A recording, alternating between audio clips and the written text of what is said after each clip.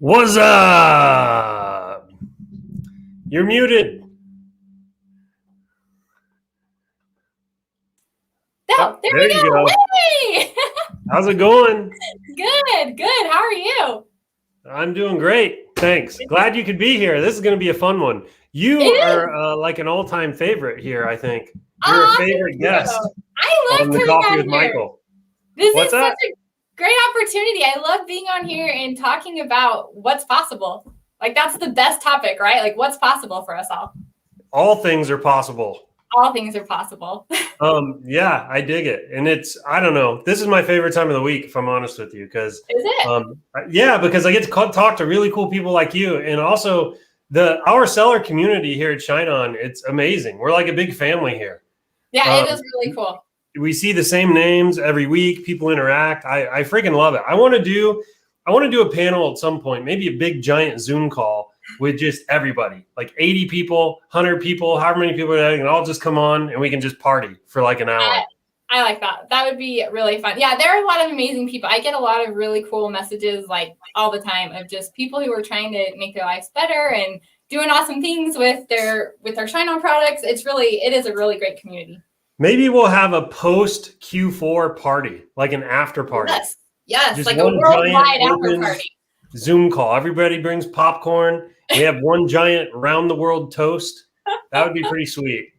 I love it. Let's do it. All right, everybody. So today we are going to be talking about, let me get it up. Uh-oh. There we go. Etsy best practices. Anna Beck is on with us today. Anna had a smashing Mother's Day with Etsy. She absolutely crushed it. And we found out there's just tons of demand, lots of hunger for Etsy. People want to know how to sell ShineOn products on Etsy. ShineOn is a perfect pairing with Etsy. With the products we sell, they're super high quality. They're in the gift niche. They're a great item to put out there on Etsy. Etsy allows for print on demand stuff. So it fits hand in glove here. And Anna really capitalized on that. She kind of figured it out, cracked the code, and she's been teaching everybody ever since. So Anna, thank you so much for sharing your knowledge with everybody. It's pretty cool. Well, all right, so before we begin, we like to kick things off around here with a toast. Everybody ready? Drink in hand.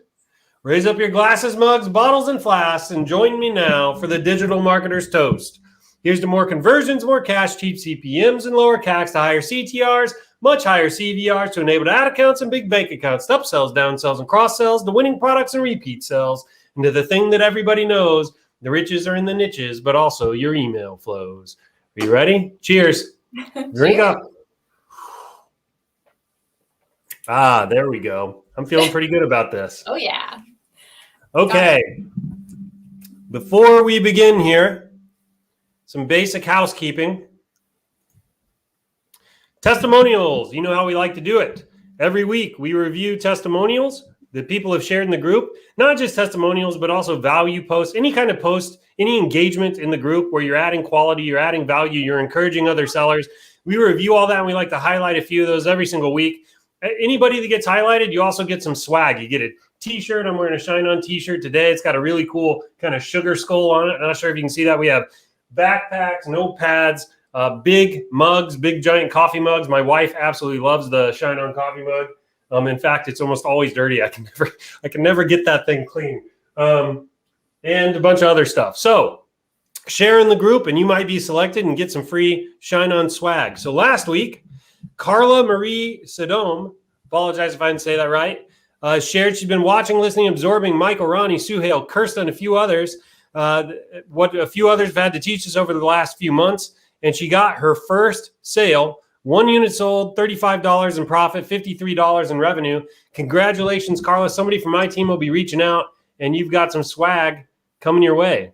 So congratulations. Thanks for sharing that. It's really encouraging, especially when you're a new seller, to see other people breaking through the wall. Next, we have Howie. So Howie absolutely crushed it around May of last year. I mean, absolutely crushed it. We were talking about him every day here at ShineOn for a while. He was just in here really blowing some things up. And the king has returned. The legend has returned. He's coming back. He's picking up his sword, dusting it off, and he's about to go to battle again.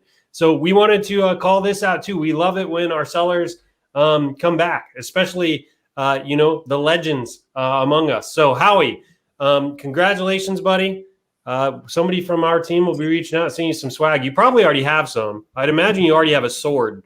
We'll get you something though, buddy, that you don't have yet. And then finally, before I turn this over to Anna, there's one more thing I kind of want to tease. We have a new feature coming your way early next week. It should release, I think, Monday. New feature coming your way. It's been a requested free feature, especially among our platform sellers. It's going to help really level up your platform experience. It's going to help you bring a brand feeling to your platform. I'm trying not to give away too many of the details here. It's a surprise, but it's pretty cool. It's been requested a lot. I've been testing it all week. It's got some really neat features, and it's really going to allow you to increase the brand experience on the platform. I think you guys are going to love it. So stay tuned for that. It's going to be on Monday or Tuesday. So stay tuned. And all right, Anna, you ready to rock and roll? I am. All right. You got it.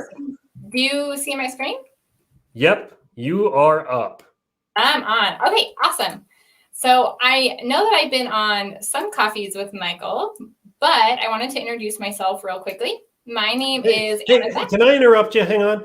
Let's get some energy going here in the chat here. Let's see some of your favorite emojis. I want to see some aliens, some chickens. I want to see some fire. Give me some applause. Let's see some emojis here in the chat. Give it just a second. There's about a 30-second delay. So Rusty here's from Las Vegas. Thanks for joining, Rusty. Beth says, hello, Michael and Anna. Told you got a lot of fans here. Yes. Hey, I want to know where you're from, too. I love to know who's listening in from around the world. So put that in there, too. Let me know. Facebook users from California. Oh, hello, Facebook user from California. Facebook user never lets me down. My biggest fan. I did know. They just keep coming back for you. Yeah, I know. Got some coffee and some thumbs up. All right, here we go. This is what I'm talking about. Look at all that love right there. Awesome. I love it. I love it. Andy's from Louisiana. Somebody said from Ohio. Facebook user, Toronto. New Zealand here. Oh, isn't that so cool? I mean, you can do this from anywhere in the world. Yeah, we get basically every continent covered except Antarctica every week. I keep joking. Somebody's going to have to get down to Antarctica just so we can complete the circuit here. Just once. Yeah, seriously. Venice, Michigan, Wisconsin, Canada, Montreal, England. So we've had people from New Zealand, India. There we go.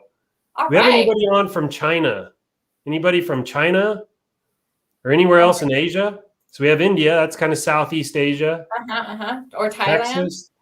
Texas isn't. Yeah, Thailand would be nice. I mean, some people say Texas is a foreign land.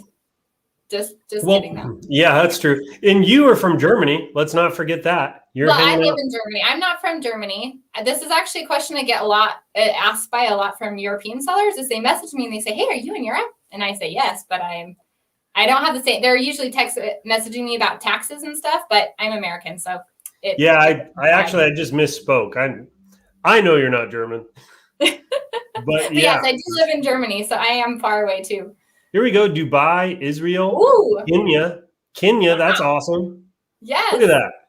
Everybody, world circuit here. Love it. Lindy's got some UFOs flying around. I like my UFOs. She's from outer space. That's cool. Guten Tag. Guten Tag. There we go. All right. Oh, here we go. Facebook user. We have a volunteer. Okay. Facebook user wants to go to Antarctica for the coffee with Michael. Okay. You are a brave soul, whoever you are, Facebook user. Yeah. He's going to do well. We salute you. Godspeed. You're probably going to have to take pocket Wi-Fi or something. I'm not sure what the setup is there. Get some satellite Wi-Fi going on, but let's do it. Let's make it happen. All right. Let's round this up. Pakistan. Okay. All right. Welcome, everybody. So Anna Beck is here. We're going to be cracking open Etsy. Anna, I'm sorry for interrupting you. Oh, you're fine. I'll turn it back over to you now. Take her away.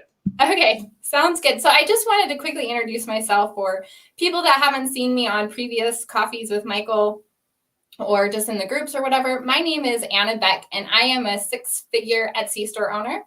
I actually have a few stores, but one of them is my 6 figures. My other one has done very well as well. I'm also a stay-at-home mom of 3 kids, and I love eating avocado toast in the morning. And I want to change your life today. I mean, not just about Etsy, but also avocado toast, because if you put bagel seasoning, are you an avocado toast man, Michael? I needed to know that. I'm almost a carnivore, if I'm quite honest with you. Really? I'm that close to being just a pure meat eater.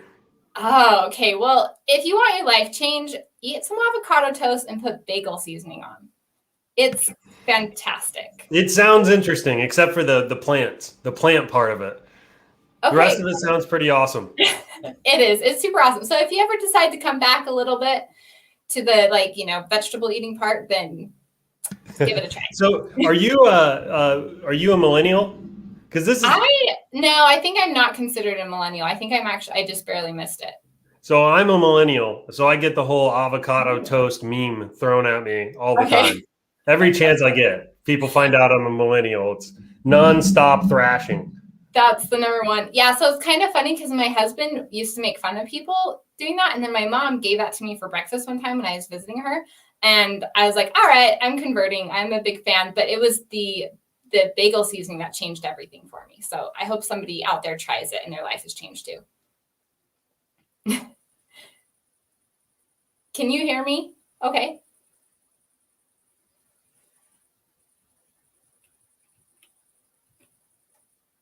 I can't hear you.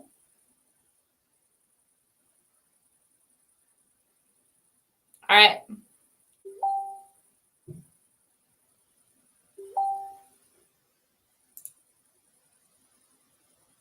Okay. Well, he's working on that. I'm going to keep going.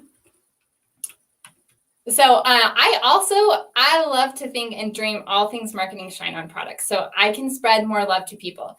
I fell in love with ShineOn products because they put good into the world, and it's gifts that bring people close together. So these are actually more than just a necklace or a piece of jewelry. These are products that people are trying to give to others to bring them closer, to show their appreciation and love. And so, that's not something for everybody, but for me, that was really meaningful and something that I wanted to be a part of. Hey, can you hear me now? Yeah, I can hear you now. Okay, sweet. Got her fixed. Okay, so we've been talking a lot about Etsy. I think we've done this for a couple months now, Michael? Yeah, it's had a ton of attention too. We're seeing the number of Etsy listings now with ShineOn products it's skyrocketing. It's incredible. Oh yeah. I see new stuff every day. So when I first started, I was surprised how few, there were a handful that I saw, but now there's a ton, which is awesome. This is so great. So you might be thinking, hey, we've already been doing this. Maybe you've even opened an account. Maybe you've even gotten sales, and you're like, why should I be on here this hour? So I want you to just stick around and answer some of the questions that I have, and you can decide if you're in the right place. And I do want you to stick around because we're going to have fun, and we're going to go over some strategy here that I hope will help you in your journey. So let's see here. Okay, does this sound like you? Do you suffer from shiny object syndrome? So you're bouncing from one idea to the next. You're trying to figure out this Etsy thing, and you end up with more confusion and results. There are more confusion and no results. I think a lot of Etsy sellers, I see a lot of questions where they're like, they just, they listen to something here, they listen to something there, they're trying to put it in place, and they, the next thing that they hear that's exciting, and there's just no results. So if you feel that way, you're in the right place, because we are going to help give you some clarity and direction on what you need to be doing so that you can be laser focused and have strategies in place that are going to get you results. Okay, if you are exhausted trying everything that should bring you wins, but nothing sticks for you. So raise your hand if you have a list of ideas or tips that you've gotten off of YouTube or blogs or whatever, and you feel like you should be doing them, and you go to implement them and nothing is paying off. You feel like you're playing Battleship, and you're just kind of like guessing where the win is, and nothing ever comes together. So again, if you're looking for clarity and flow in your business, if you're looking for like for the consistency, the regular activities that you need to be doing, then again, stick around and we are going to get those questions answered. And the last thing that I hear a lot about is if the market is flooded and is there space for more Etsy sellers, right? Michael, you just said, wow, listings have skyrocketed. And I see that even in my own group and messages being like, oh, jewelry is just oversaturated on Etsy. There's just no space for you.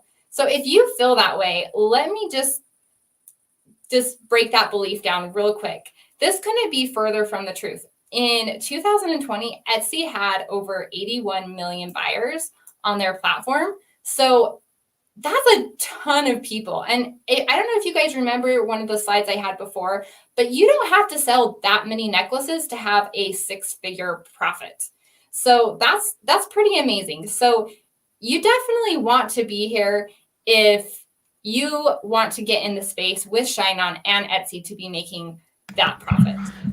Yo, I want to jump in on there real quickly. So something that people don't think about is Facebook has been so dominant in the paid acquisition space for e-commerce for so long that when people get into e-commerce and they're thinking about how to make money online, Facebook is always top of mind.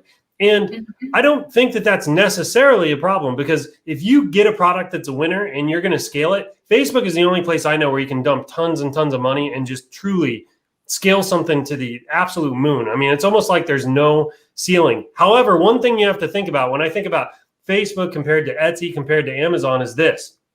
Nobody on Facebook is sitting around going, hey, like, I'm going to scan Facebook today to wait for an ad to tell me what to buy.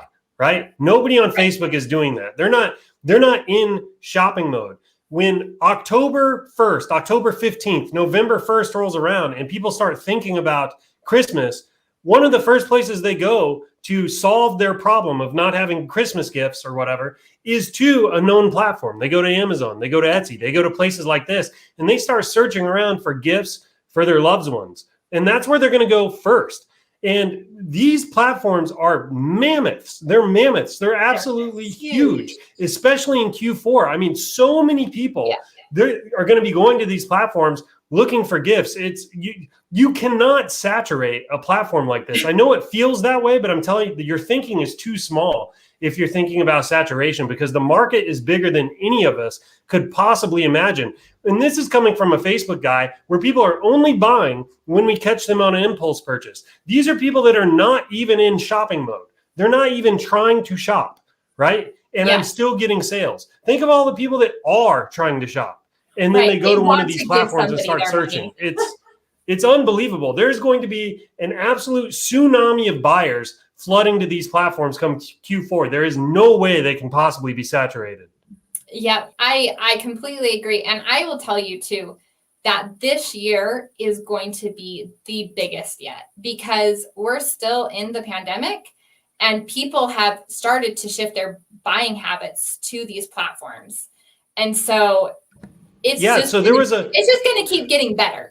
There was a third-party consulting company called McKinsey that did a big survey of buyers, customers, in the midst of the pandemic in 2020. And something like 65 or 70% of them tried new brands, new marketplaces, and things like that during the pandemic, and said they would continue to shop there going forward. They said that e-commerce saw a 10 years worth of growth in 3 months. Right, due to the pandemic, and something like 60% of them are probably going to stick in this e-commerce shopping mode. So I think you're dead on with that. There's no way to saturate it. Absolutely. And in fact, Etsy, and I would assume this is going to be the same for Amazon, because a lot of their habits are the same in terms of strategy and timing, is that they're saying you should be planning your listings 120 days in advance, because people are going to start shopping early this year, because USPS is kind of a mess right now. And so people are going to want to start shopping early. And I'm already starting to see that actually in one of my stores. I'm getting earlier sales and more sales than I ever have before.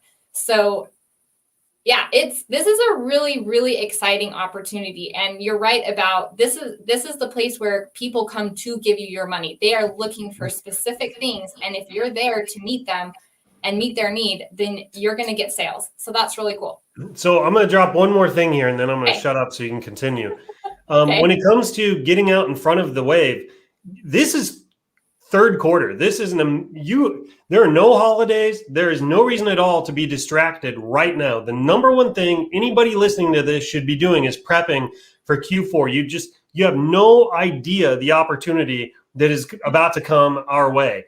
There are millionaires made literally every single Q4. And when it comes to Etsy, getting started now makes a ton of sense because you're going to get those listings out there. You're going to figure out what works. You're going to build your store up. You're going to be able to collect some reviews. Your listings are going to be able to gain some SEO kind of authority. You're going to figure out what works now so that when Q4 comes, you're in position to take advantage of all the opportunity. Now is the time you need to be taking massive action. Anything you do now will have 10 times the results in Q4. It's a time of massive leverage. You need to be taking advantage of it. You do. And, if you feel like it's quiet right now, a lot of people will be nervous because they're not getting the sales or whatever.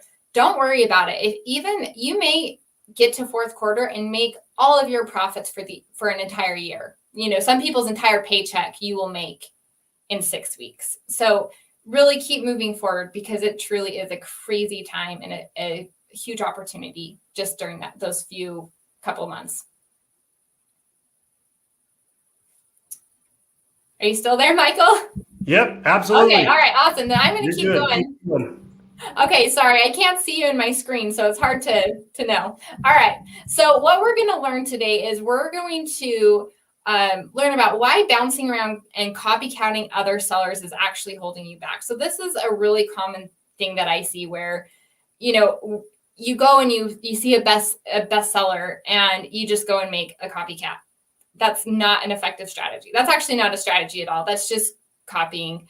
And that's not going to get you anywhere.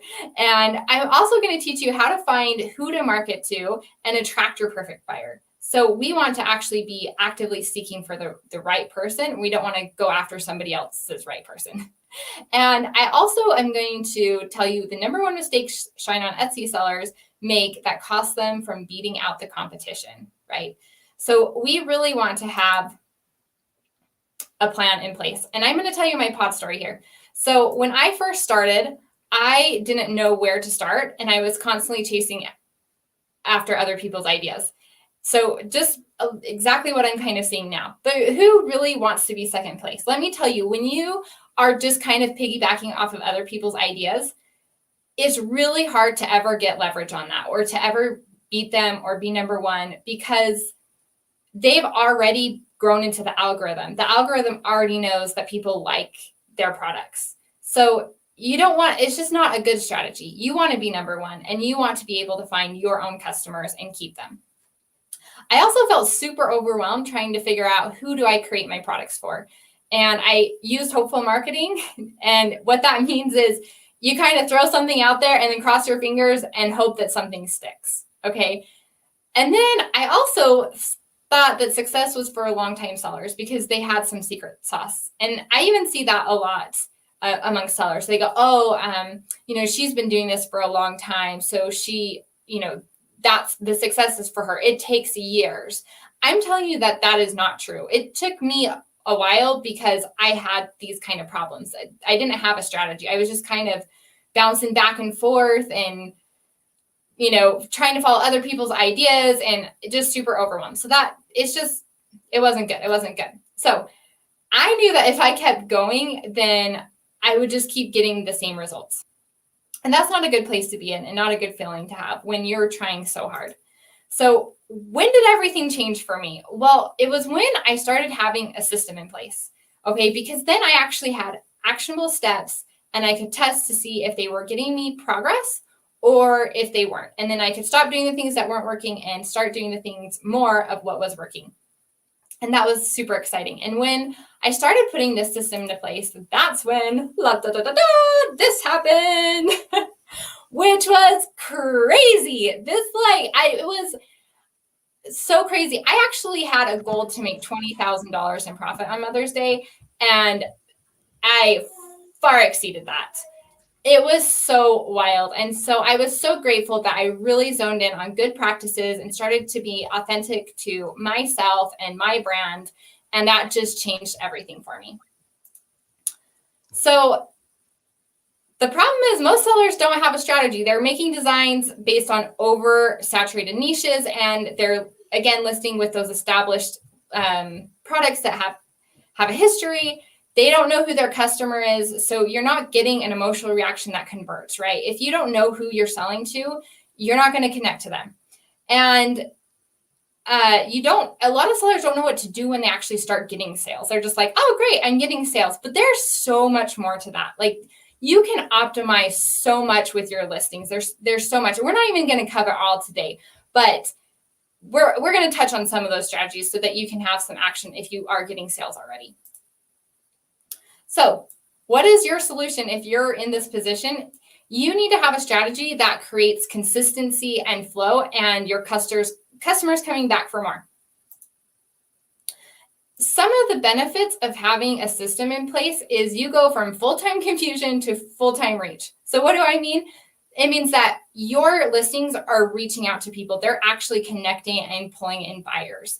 And when you have a system in place, you know exactly who your perfect customer is. So it's easy when your products are placed in front of them and your perfect customer says yes to them. And that's a super exciting feeling. And you also will have the benefit of never having to ask, what am I going to do now? Because you have a purpose. You know what actionable steps you need to take to be able to attract your perfect person. So, Michael, are you ready to look at my flow? Let's do it. All right, let's do it. So I call it a flow because I felt like before when I was jumping all around, I just kept like hitting these like blocks. And I don't know, Michael, have you ever felt that way when you just weren't getting results? You just kind of like, and you didn't know what you were doing. You just kind of like hit like walls and wall and wall. Oh yeah, and it's usually just one little insight or one little thing that's kind of holding you back or keeping you in that place. That's been my experience anyway. Yeah, it is. And so when you have your system in place, when you actually have a strategy, it changes everything because it creates like a flow. I mean, you can move with it, and there's peace in that, and it gives you confidence to keep going forward. So in phase one, we're going to just set up our foundation. These are things we've already talked about. It's just getting your store completely set up and get your other foundational accounts set up.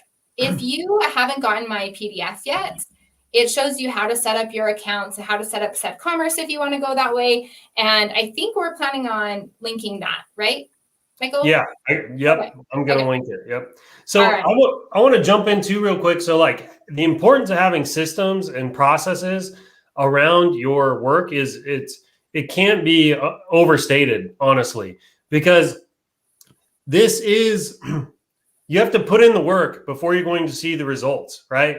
And there is some period here called the grind, right? Where you're just getting up every day, you're putting your butt in the chair, you're doing your time at the keyboard, and you're putting out your listings, or you're making your products, or you're launching your Facebook ads and doing your tests. And you do this day in and day out and day in and day out, and you're iterating every single day, and you're not seeing results yet. But if you keep that up for long enough, eventually you win. Right? Yep. That's called the grind, though. Sometimes you have to do a whole lot of grind before you see a giant result, right? But it's very important. You need the system, you need the process to guide you back to that chair, to tell you exactly what you need to be doing every single day if you want to get there. Yes, that's the key is what exactly you need to be doing every single day, or else you're just going to forget things, right? And it's like, you just will never know where you're actually going if you don't sit yourself down and know exactly what you're doing. Totally. So I'm curious to see this. What do you do here? Okay. So I'm a Facebook guy. I'm not an Etsy guy. So I know. And I don't know if I told you this, but I'm actually learning Facebook and Facebook ads right now. And it's totally foreign to me. Like, it's such a different, there's a lot of principles that are the same, but really different at the same time. So I can see where you're curious too. So I'm glad you actually brought this up. So I want to say real quickly that like Etsy and Facebook, it's not an either or proposition. No. It can be a both and, right? One of the things that we want to start doing is every single time we launch a Facebook test, we also want to be creating an Etsy listing, right? Just every time we'll just do them in tandem. And often what I've found in my experience is what works well on a search platform, say Amazon, Google Shopping, Etsy, is typically different than what's going to work well on a desire-based impulse buy platform like Facebook. They're typically two different things. But if you're doing both at the same time, it's like you're spreading your net further, right? You're being in more places. You're opening yourself up to more opportunity, right? So I don't think of it as an either or. Like I'm either going to do Etsy or I'm going to do Facebook. I think of it like both in. Like I'm just going to do both. Now, if you're brand new, and I'm about to shut up here, Anna, if you're brand new, right, you've never done anything, just pick one and master it. I'm sure Anna would agree with me on that. Pick one and just master it. It can be Etsy, it can be Facebook, it can be whatever. Pick one and master it. But after you have it mastered, don't be afraid to go in and start expanding your universe a little bit. Yes, absolutely. And we're actually going to talk about that at the very end of these slides. But I will touch on the start with one platform. And the reason why is because each platform has their own unique nuances and way of going about it. And so if you're trying to learn all of that at once, you're going to be doing things halfway in lots of different places, and it's too much. So I totally agree with you, Michael. Start with one platform. And once you have your flow and your system down on that platform, then it's a lot easier to add new additional tasks because you still know what you're supposed to do every day. And that becomes familiar. Your learning curve has, kind of plateaued out. And so then you can add more, you can learn new things and you can start being effective at that.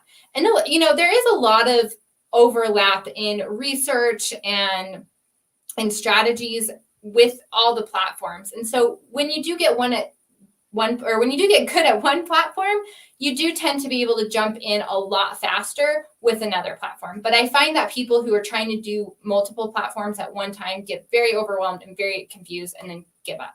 So we don't want that for you. So definitely, if you do Facebook ads, it's wonderful. Do it. If you want to do Etsy, then dive in and just do it. Yeah, I couldn't agree more. Yeah. Okay.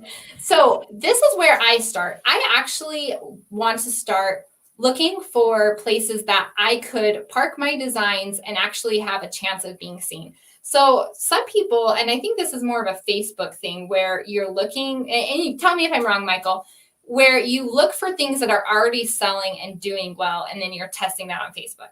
Is that? Yeah, you're trying to spot trends. You're trying to spot things that are going to move people emotionally and then ride the wave, right? It's surfing, right? Right. It's surfing. Okay. You're trying to spot trends, things like that, and you're trying to hop on them and then surf them into the beach. Sure. Okay. So with Etsy, it is very similar, but we want to look for, I want to find data that supports a niche or a keyword that is bringing in traffic, but has low competition. Okay. I want to confirm that before I go out of my way to make a design and try to optimize that listing. I don't want to waste my time sending listings into Etsy Graveyard. So my research is very, very important to me. And that's where the first step is. And I'll oftentimes spend hours on research before I ever jump into a design. So I start with eRank. I love eRank. Have you heard of eRank before, Michael? Yes, I have. Okay, then you know how awesome it is. It is such a cool tool. I mean, you can just, I mean, most of my Etsy business is based around eRank because there's just so much there. And I want to touch on some of the features here of eRank. So I hope you guys can see this. Here, I'm going to change the layout here to kind of blow that up a little bit more for everybody. Okay. That should help a little bit. Okay. And by the way, everybody, I'm going to make these slides available for download after the call. So everybody will be able to do that after the call. I'll have the link in there. So if you can't see this now, don't panic. Just follow along as best you can. Thank you. Okay. So your first strategy is you want to pick a theme that has a lot of views and searches already. So we could talk about let's say weddings. Weddings is a huge season. There's lots of searches under the wedding niche. And so you want to find a couple keywords that could bring in a lot of traffic.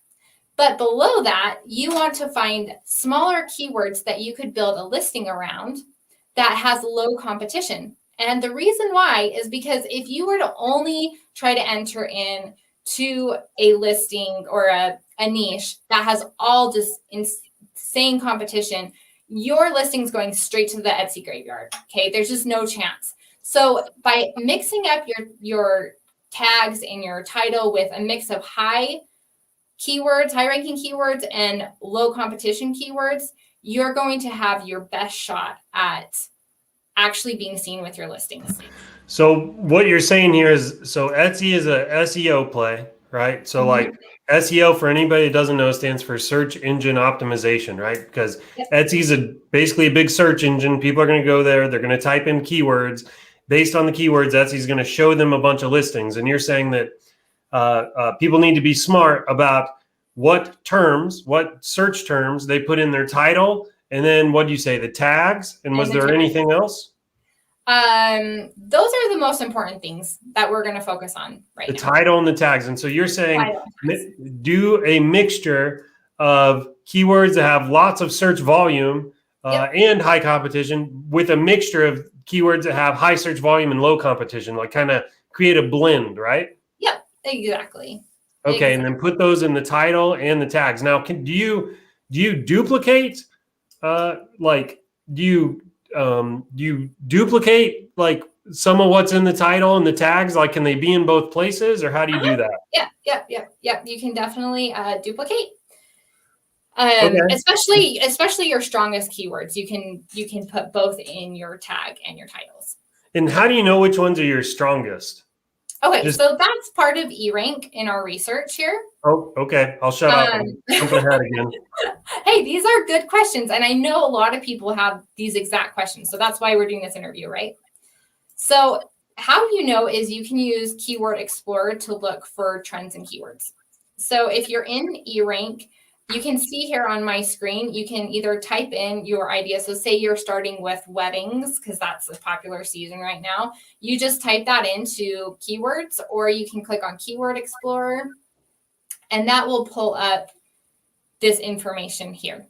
So on the right picture here, I don't know if it's on your right side, but where there's the green and the red, that's where you start to dive into keywords and the competition and the search volume. And you can just dig into this information to start revealing those trends and those low competition keywords. So you're saying go to Keyword Explorer inside of eRank, and then you just put in a search term, and the kind of the results over there on the right are kind of all rolled up into the page of Keyword Explorer. Is that right? Yeah, exactly. So we'll give you lots of different ideas around that niche that you're starting to explore. Oh, so it just takes your keyword and then it gives you a bunch of ideas related to the keyword. Yes. You're kidding it. Okay. So here you can see I know these words are small, but I put sympathy gift. And then you can see here that there's a ton of sympathy related keywords that people might search around. Okay, gotcha. It's a little too hard to read. Yeah. But yeah, I'm tracking with you. I get the overall idea. Okay, yeah. So when you're in there, you will see what I'm talking about. So yeah, so there's just going to be a bunch of different keywords around that niche. And what you're going to want to look for are keywords that you could develop your phrase around and your product around. So for example, I believe that there's the top keyword here is sympathy gift. So you could use that keyword because our product matches a sympathy gift, right? But if it says sympathy gift basket, that would not be a good keyword to be using because we're not a basket. We cannot develop I guess you could, but if you're selling ShineOn products, you cannot sell a gift basket. So that would be a bad use of a keyword. So basically just make sure that the keywords are relevant, right? Yeah, you want them to be as relevant as possible because you want to match what that buyer is thinking. Got it. So yeah, right. Like gift basket, care package, gift box, none of those would probably be good. Yeah, and if sometimes you might be surprised actually what pulls up. So if you are going through these lists and you're like, okay, would gift box match or care package match? Just search it in Etsy and see what pulls up. And if you see similar products, then use that keyword, right? Because that means that people are connecting to that keyword in the way that your product could match that keyword. So, got it. So if you're on the fence, just jump over to Etsy real quick, throw it in the search and see if other jewelry kind of items are in there, right?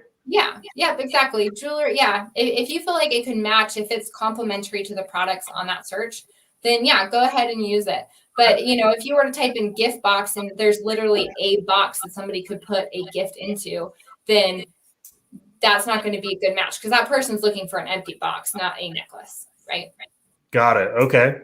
Yep. So you want to be looking for keywords that are most relevant to a product that you could make, right? So remember, we're just looking for ideas. I don't like to find like a product that somebody else is already selling and trying to like replicate that exactly. I want to find a product that I can bring to market and be first at. Okay, so are we still kind of in product research mode here? Yep. Just product research. Okay. So you're like looking for a good niche to go into here. So got it. So you're throwing search terms in here, and now you're trying to find some keywords that have lots of volume and low competition. Yep. And now you're going to go surf those pages for ideas, basically. Yep. Yes. Okay. On it. You totally got it. Okay. So the next cool feature in eRank that I want to show you is the keyword tool. And so what this does is you can go in here and you can type in your keyword that you're using, like sympathy gift. So the first page that I had on there, I also use sympathy gift. I was curious to know different ways people might be searching for a sympathy gift, right? Because when we're thinking of keywords, you don't want to just describe your product in one way, right? There could be lots of different keywords that people are going to use and your product will still match that keyword. So we're looking to bring in as many keywords as possible because we want to extend our reach with a variety of keywords.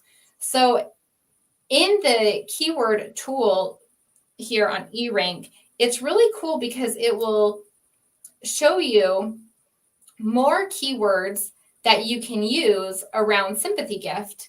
And it's really hard to see this screen here, but it will give you more ideas. And so if you think about sympathy gift, you could have like a cancer encouragement gift or a get better soon gift, right? That could all be in the same realm of a card that we could create that would match for all of those keywords. Okay. Do you get what I'm saying? Yeah, I think so. Yep. Okay. So as you're looking through these keywords, the keyword tool gives you just a variety or synonyms that people search for, and they use your original keyword that you search for, and then you can find other ideas from that with your keyword tool. So you start with keyword explorer. Yep. Then you move to keyword tool. Yep. Keyword explorer will focus more just on that one specific keyword. Okay, and that's where you're kind of getting ideas. That's where you're getting ideas. I take it you're almost taking all those ideas, putting them in a list, and then you're dropping them into keyword tool to do more research. Yep, exactly. So keyword tool is going to allow you to expand your reach of keywords to connect with more potential buyers, but that are around in that same kind of general niche. Okay. And then down below here in this right-hand corner where you see these listings, this will show you tags that other sellers use in this category. And so that can give you ideas of what's actually selling and the tags that people use to bring in those customers. And that's on the keyword tool page as well? And that's also on the keyword tool page. Yep, this is all one page, but I had to take these screenshots. Yeah, no, I get it. So then it actually shows you listings and it shows you the tags they used. Yeah, it shows you the tags. Okay, got it. So this will give you an idea of how other sellers who are actually selling a product is bringing in customers. And then you can also look at the products here and see, okay, what kind of products are people buying in this niche with these keywords? And then that can give you an idea if you want to enter into that category. Got it. Yeah. So super, super useful, right? Like you're not just throwing things in the dark. There's actually data that you can find to really help boost your chances. It's not a perfect science, right? But it gives you an idea of what is possible and if there is an actual opportunity that can open. Yeah, no, totally. I dig it. It seems like it reminds me a lot of Google Keyword Planner and fishing around in there for search terms. I mean, it seems very similar, except it's for Etsy. Yes, it is very, very similar. It's just, it's just a keyword research tool. And there is so much to eRank. I mean, we're just touching the surface here, but these are the most valuable tools that you're going to be using. So I wanted to show that to everyone so everybody knew or could see, where to start. So the last thing I wanted to show you here is where you can find trends and what's hot on Etsy. So if you're trying to just start with ideas, you're like, I don't know what to start with.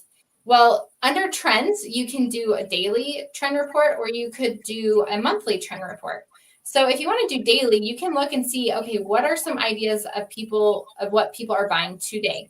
And you can go through that list and then you just start that process of kind of digging through finding low competition keywords. And you can also use the trend report to find niches that were selling well in the past. So say for like fourth quarters coming up, you want to see what sold last year, what was hot last year. You can use this tool here and it will show you the trends that happened during the holiday season. And so you can capitalize on that and say, okay, I want to go into this same niche because I think it will perform well. And you can look for keywords there and design around there. And this is a great time to do it because, like I said, we need 120 days for our listings to mature. So that's a great tool that you can use to start predicting for future sales. So are you looking for low competition here? Yep. Or are you just still kind of looking for ideas and you're going to figure out competition in another step in using Keyword Explorer, I think it was. Yes. Yeah. So the trends here is just a place to get to a starting place, right? Got it. Okay. To start generating those ideas. And then you would go back to your keyword tool and to your Keyword Explorer. And then you would start the research of looking for those low competition keywords. Got it. Okay. So for example, one kind of flow here might be come to the trends tool here, try to find some ideas, take the idea, go to the Keyword Explorer, drop the term in Keyword Explorer, get some more ideas, right? And you're making your list. You're looking at the high volume, high competition, high volume, low competition. You're just trying to make a list, right? Then you take your list and you go to the keyword tool, and you start dropping your list into the keyword tool, and you're making sure that the keyword is relevant to what you're selling. So you're going to check the listings to make sure that, it's actually jewelry products, for example, in the listings. And then you're also going to be looking at the titles and the tags for everything that's kind of ranking on page 1 to see what you have to do to rank there as well. Is that kind of the idea? You're a pro already. I think you should get Facebook ads and just convert to Etsy. Awesome. Yes. Cool. Awesome. That's so cool. Well, it's sticking. I got it. Yeah. We'll get started on Etsy. All right. I love it. Okay. So once we've done all this keyword research, we go through that process that you just talked about, Michael, which you did fabulously. Good job. You want to start developing your message for your perfect customer. So what is a perfect customer? I use this term a lot. And you want to know who this person is. You want to know this phrase because this is the number one skill that will, in my opinion, is what will connect you to your customer and get the conversion. So a perfect customer is someone who says yes to your product because you have met their exact desires. So who is, like, how do you know who your perfect customer is? You really need to start to dive into that through research and ask certain questions about this person. So I like to ask, first of all, usually, you know, what's the relationship? What's the buyer's relationship to the recipient? What is their age? What colors do they like? What are their interests? What kind of phrases and terms and vocabulary do they use? What are their expectations for this gift? Like, what are their hopes and their goals and their dreams? What are they hoping for the reaction? What reaction are they hoping for from the recipient? And, you know, what goal are they trying to reach with this product and the words that we're using? So when you can answer all of these questions, that's when you are going to start developing really high quality message cards, because you're going to stick out on these low competition keywords. The customer is going to read these words and be like, oh my gosh, it's like they just know me exactly. Like they just know me perfectly. And they're going to want to buy because you have researched them. You've become almost their friend. You know everything about them and you speak their language. And so that's how you find your perfect customer. And that's how you should develop your message cards as well. I dig it. So basically you do all that research and then you start asking yourself about who would be searching for this product, right? How do I, so basically what you're doing up to this point is it's almost like you're validating demand, right? Mm-hmm. Through your product research. Yeah, exactly. And now you're trying to say, who's behind the keyboard, right? Yes. Typing in these search terms. And now how do I create a product that they're going to want, right? I should say that differently. Because the want is already there, the need is already there, the demand is already there. You're saying, how do I create a product they already want to buy? Yes, exactly. So I want you to imagine, I am a mother of 3, right?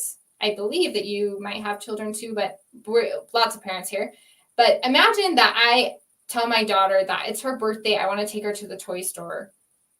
And we are going to find a very specific Lego set that she's been looking for because she loves Legos and I'm excited. I'm her mom and I want to love on her. It's her birthday. I'm so excited. So that's my sentiment, right? Is that I want to celebrate her and I'm excited for her. She's little, right? So we need to remember the recipient's age.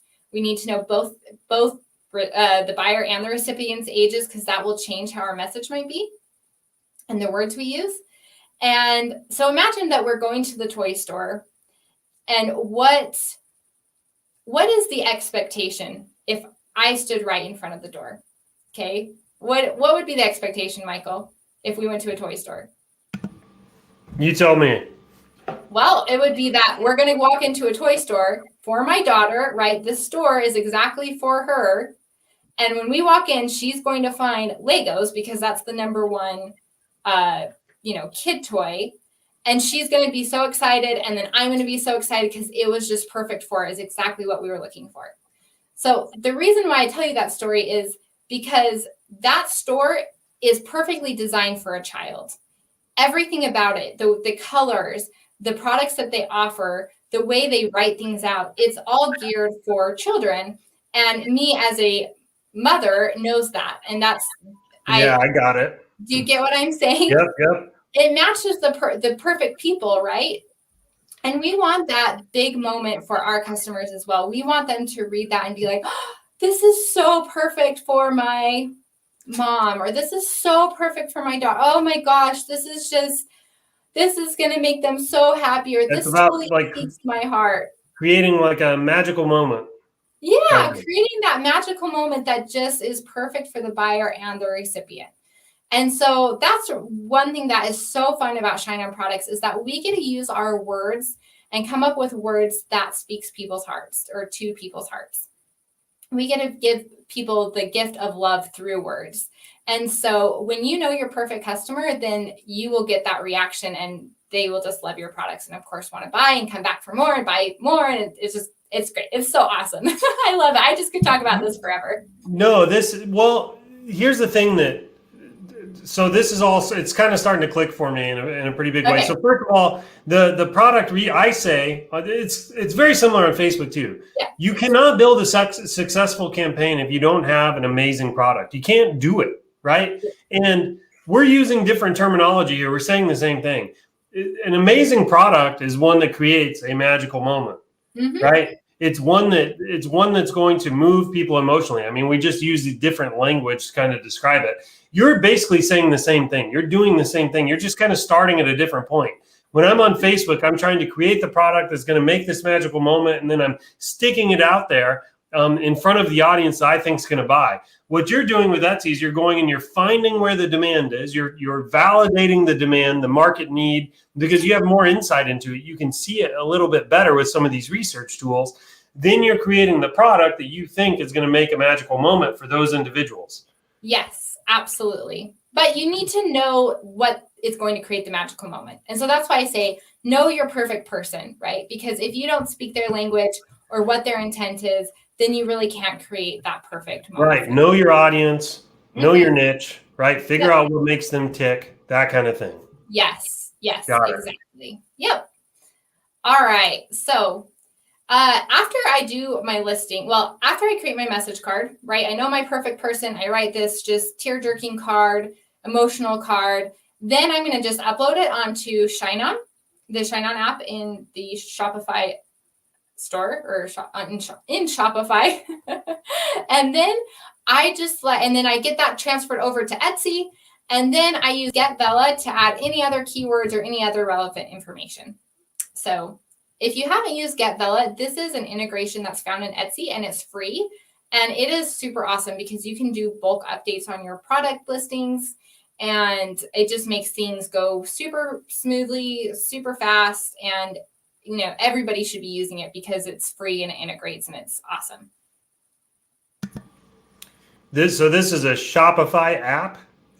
This is an Etsy app, or it's an app that you can find in your Etsy marketplace integrations. It's just on your left side when you're on Etsy, and it will say integrations. You click on that, and then it will take you to this app here, and it integrates with Etsy, and it will pull all of your listings, and it will allow you to do bulk edits.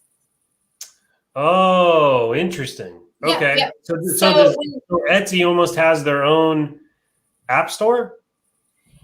It's not apps. I guess it's not really a store. It's just recommended integrations. I get it. So Vella is kind of a standalone tool that you have to give Etsy permission to kind of connect to. And then Vella will pull in all your Etsy listings, and then you can kind of edit all of them at once kind of thing. It's like a... Yes. Okay, got it. Yeah, all right. Exactly. So let's say you're in a niche and, you know, you're getting some sales on it and you happen to find a new keyword that you think could bring in some customers. You could go into Get Bella and you could click on all those listings that are relevant to that new keyword and just throw it in there in a bulk way. You don't have to go through each listing and make the change, and that would just take, you know, too long. So Get Bella is a great tool to have to make those big changes on those, to make your changes on your listings. Yep. So yeah, you are like pro, Michael. You are getting this so fast. I don't know if I'm there yet, but you totally got it. Okay, so once your listings are up and you have awesome keywords, you created this awesome message, now it's time to outshine your competition, right? So guys, like I said, there is room for everybody on Etsy and on Amazon and on Facebook ads. Wherever you're selling, there is room for you.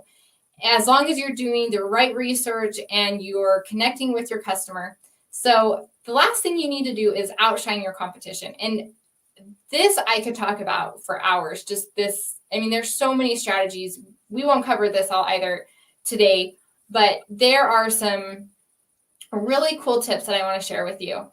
So the first thing you can do to outshine your competition is increase your cart value. So what that means is somebody comes on your listing and they add it to your cart, right? We want to increase what they want to buy.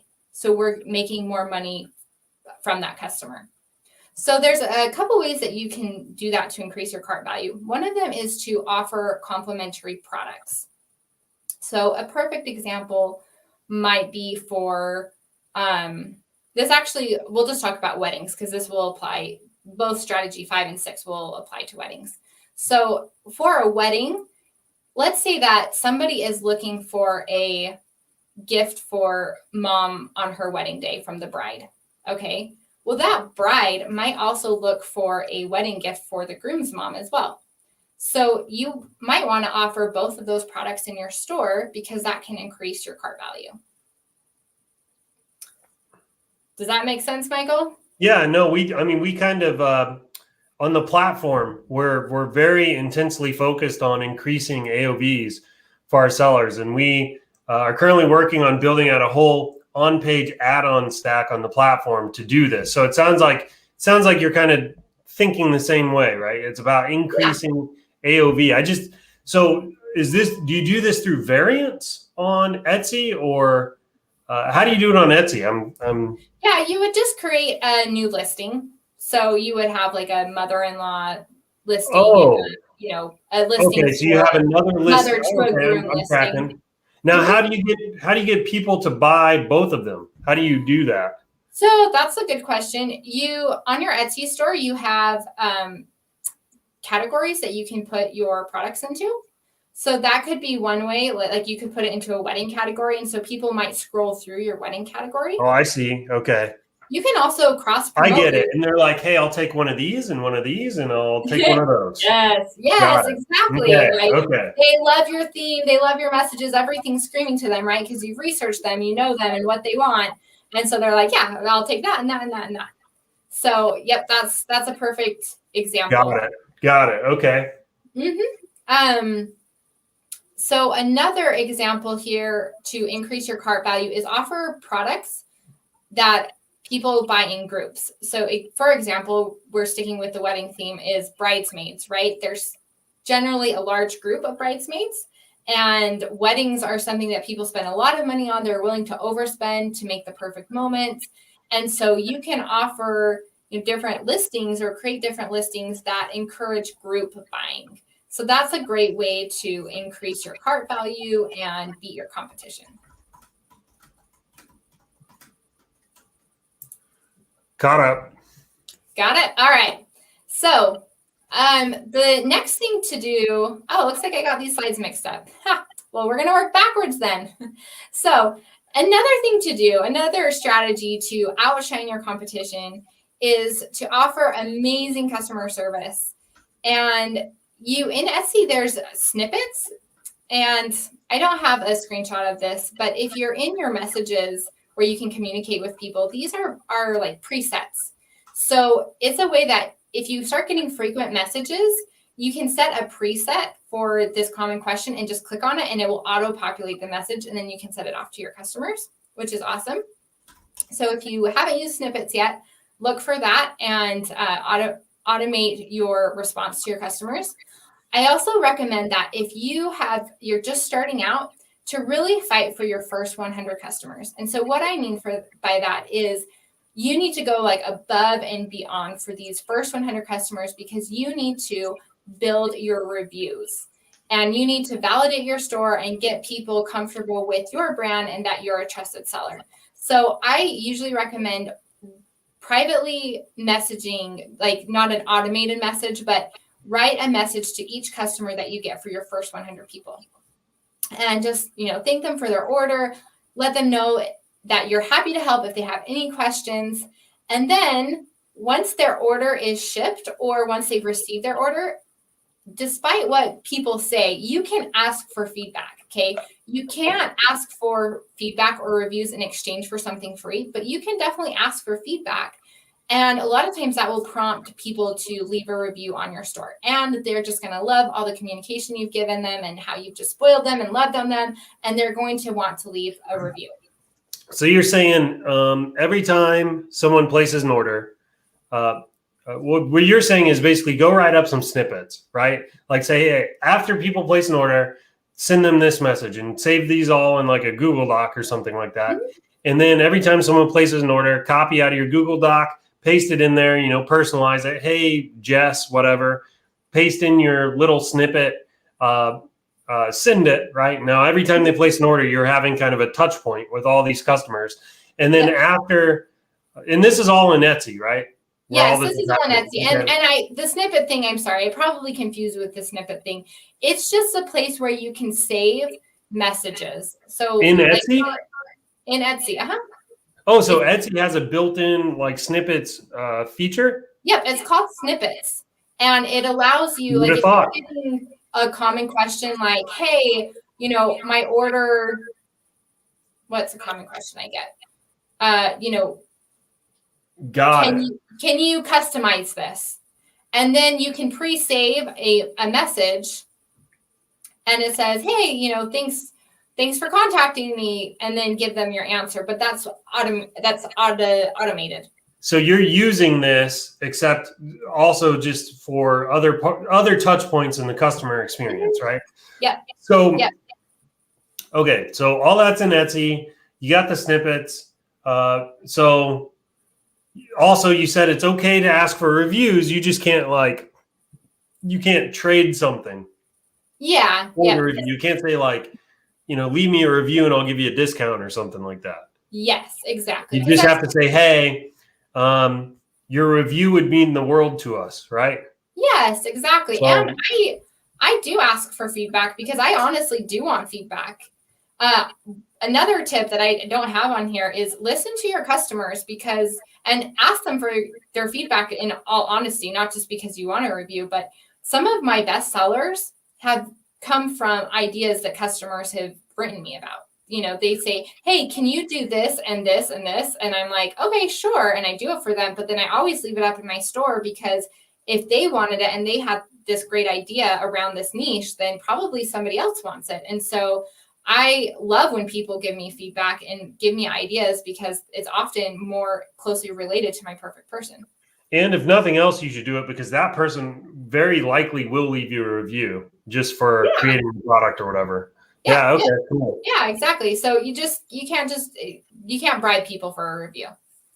And so, okay, let's see.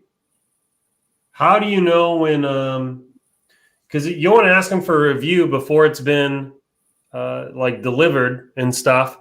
So how do you track all of that? Is all that in Etsy through said commerce and everything, or how does that work? So you just have to track that in your orders. You would just have to go in and maybe once a week, just kind of review and see, did that order. But you're saying in Etsy? Yeah, in Etsy. So in Etsy, you go to orders and then it'll tell you which ones have been delivered versus which ones are still, waiting for shipment or whatever. Yeah, exactly. And you can use all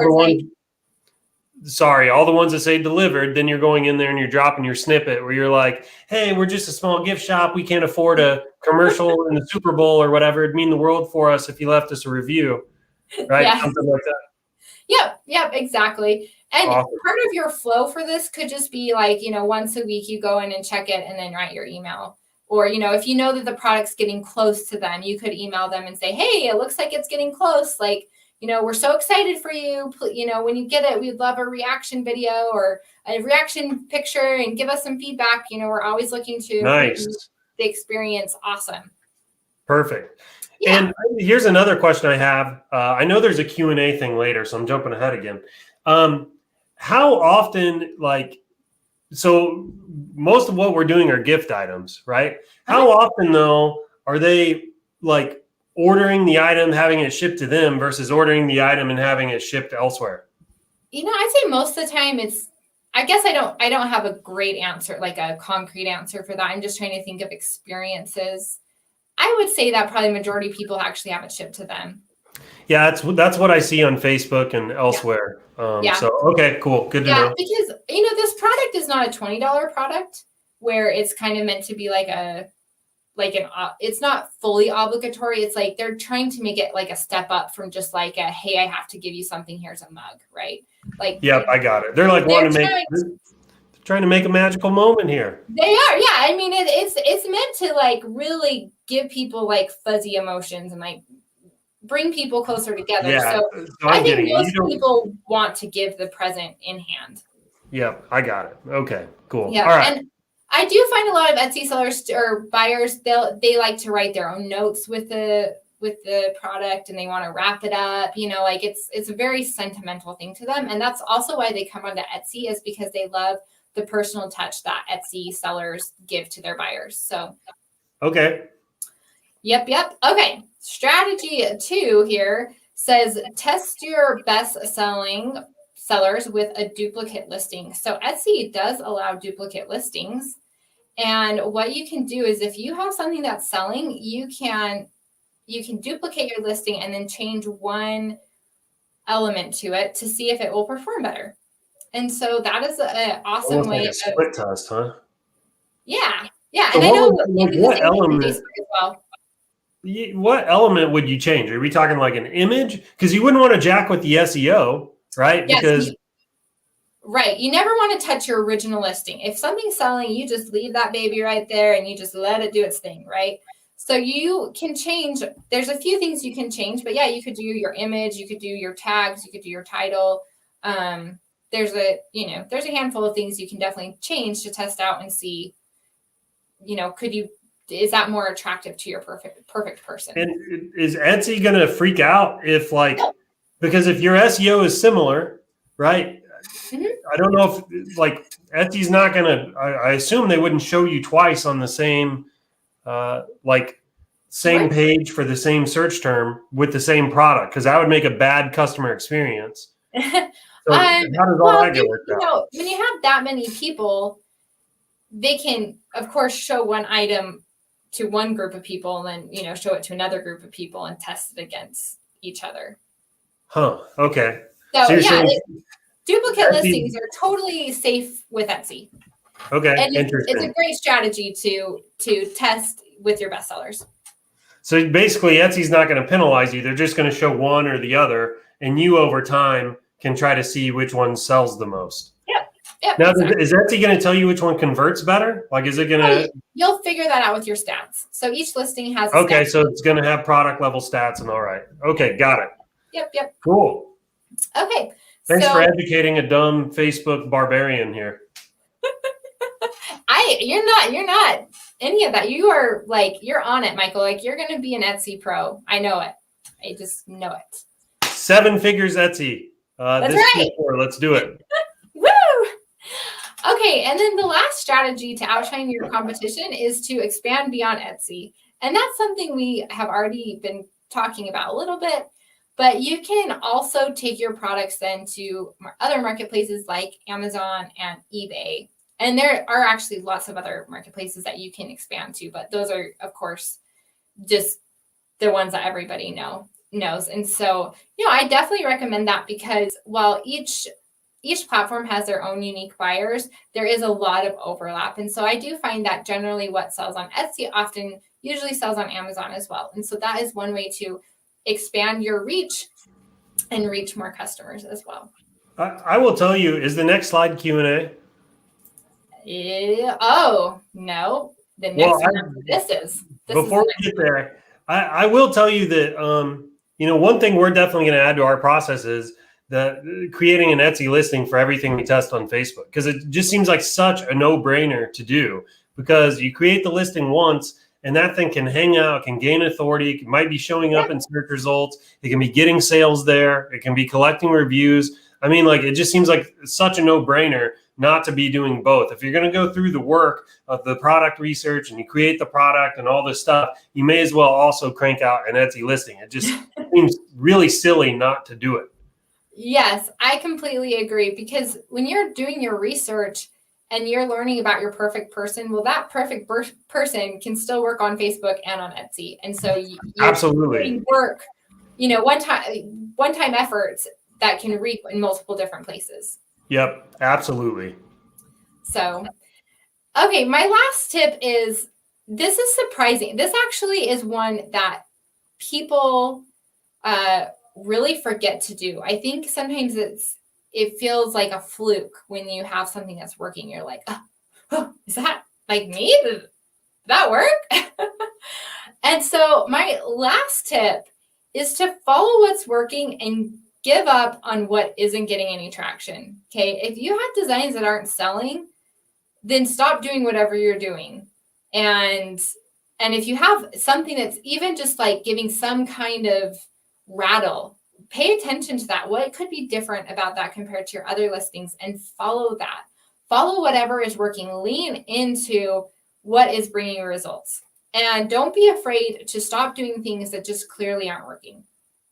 And when you're willing to grow into your success and follow that, that's when you really start to see growth, is when you can really just find those little pockets of success, and you find your voice, and you find your perfect people, and you lean towards them, and you know add more products for them, and you find that you have certain keywords that are really working. Then lean into that and really just blow it up and have fun, and forget about the things that you thought were working and that you were maybe married to. Even forget it. Just have fun and lean into what is working. And that is how you will outshine your competition. It sounds like, with Facebook, it's with Facebook. I can see how with Etsy, the feedback loop with Etsy doesn't seem to be nearly as short as it is with Facebook. Mm-hmm. And I can see how with Etsy, you might get stuck in this grind, right? Without ever pausing to take a step back and going, okay, let me look at my analytics. Let me look at my stats. Yeah. Let's see what products are getting traction versus which ones aren't, and let's start to double down on what's working. I can see that with Facebook, you don't have this problem because you will literally go broke if you keep doing what isn't working, right? Like Facebook forces you to only pay attention to what's working. But I can definitely see how with Etsy, it's a whole different ballgame, because all you have to lose is your time and your effort. Basically. Yes, and it's true. And if you're dealing with so many listings, it can feel overwhelming. And that's why you do have to have a system in place, so that you can do all these little checks to make sure that you're going in the right direction. And you can check yourself and check these listings and see what is bringing you success. And Etsy listings do take time to mature. And so you're not going to know within 3 days if your listing is working. You might get lucky. I have had some products that have immediately started selling, but that I would say is more the exception than the standard, right? Sometimes it takes a while for your listing to grow and to get traction. And it's really after that 30 days that you're going to start to want to analyze these listings and see what's really working for you. Cool. Yes. Got it. Yeah. So is the next one Q&A? Yeah, it is. All right, let's get to it. Okay. So anybody with questions? What's that? Are you going back to your screen? No. I was just we're good. Yeah, okay, sweet. All right, so if anybody has any questions, start dropping them in the chat now. There's a 60 second delay, something like that, between Anna and I. And I have a whole bunch of questions myself, so I'm going to hog the mic here for just a minute. So here's a question I have for you. So you blew it up on Mother's Day with Etsy. Yeah. How old was your store? How many reviews did you have? How many listings did you have up? I'm curious about a lot of that. That's a good question. Okay, so the first one was, how many listings did I have, right? Yes, sure. I want to say when I started to see that traction, that movement, that was clearly Mother's Day sales, I probably had maybe 200 or 300 listings up at the time. So you had been, and were these all like message card, ShineOn type listings? Mm-hmm. Yep. Okay, so this is awesome. I'm so glad you shared that, because I love message cards. They're my favorite. And were you getting 200 to 300 listings? Were you getting sales on those 200 to 300 listings before you had? I had started. I had gotten my first sale within a few days of listing my first product. Your first listing. When did you start listing on Etsy? January. It was mid-January where I started to sit down and say, all right, this is it. Like, I'm fully invested in this. So January of 2020. Oh my gosh, 2021. This year is just freaking flying by. Right? Okay, so January of 2021, you started making listings. Yeah. And by May of 2021, you had 200 to 300. So this is a woman with a work ethic right here, first of all. How many listings a day is that? Something man. I don't even know, but you have to remember, you put them across lots of necklaces, and so it does add up pretty Yeah. quick. Okay. You know So what I'm saying? you are really though, you're doing the grind. You're making Yep, listings. I was doing the grind, and I knew that Mother's Day was a big holiday, so I really was. I actually wasn't too worried about anything else but Mother's Day. That was my focus when I first started, because I was like, it's like I mean, you can make your full, your annual income, replace your annual income, or maybe even more just on Mother's Day. And I knew that going in. So I decided when I went into that my only focus was on everything Mother's Day. Anything that I could touch for Mother's Day. So in January, you're prepping for Mother's Day. Yeah, basically. definitely. Okay. Yeah. Absolutely. By the way, everybody just told me we were really silly because we just had the screen up. They couldn't see our face. That's what I was wondering. I just forgot. The way we have it set up. Yeah. I'm glad we can see each other now. Yeah, we're back now. Hi again. Hey. And hey, everybody out there in the ether. Okay. Thanks for the heads up on that, and thanks for bearing with us here. Okay. Yeah. So 200 to 300 listings. You started your store in January? Yeah. Okay, so the store age was, it was January. Okay, 200 to 300 listings. How many reviews? And you started getting sales right away. So you had your first Etsy sales in January. Yeah. Yeah. Okay. And before you had your big run on Mother's Day, do you know how many reviews you had accumulated? I would assume maybe a handful, right? But I really fought for that first 100. Right? It's like you do everything to connect with them. Sure. So when you say a handful, though, we're talking before the Mother's Day run. Before the Mother's Day run, yeah, I probably maybe had 10 reviews. 10 reviews. Wow. And the 10 reviews plus the 200 to 300 listings and what is essentially a brand new store, you hit something and just bam, took off on Mother's Day. Now, how many designs made up the majority of your Mother's Day sales? Oh, a lot of them. Because once I started to see what was selling, then I just expanded on that. And I focused on what was working. Whatever was working, I just kept expanding on it. So it wasn't like one design was the majority of your sales. You have a lot of different designs popping up. This goes into the outshine your competition realm, where there's just a lot of more strategies that just, we could go into, but we don't have enough time. But yeah, I just kept expanding on what was working. That's why I say, when you find something that's working, you work on that. You keep going in that direction, because that's when you start finding your success. So you would have one concept, phrase, a perfect person. It's kind of struggling here because you're in the Mother's Day niche, right? Yeah. And so you've found a concept that's working, right? Yep. And then you just double and triple down on the concept, right? And so you're just churning out. This would be doubling and tripling down on the concept means churning out new phrases to the same perfect person, basically. Sure. Yeah. Right. So you're expanding horizontally. You're just lots of new phrases and things like that more of this kind of perfect person may want to buy. Yep. Now, so I have a question though, being a dumb Facebook guy here. So wouldn't you be starting to have lots of overlap in the listings for keywords and tags and all that kind of stuff?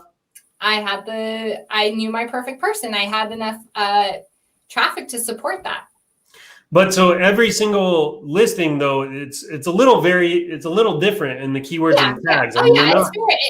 Right. It's not just cookie cutter completely. I mean, they're not carbon copies. So that, because you got to remember that a font may not connect with one person. So if I have another message with a different font, that might connect to a different buyer.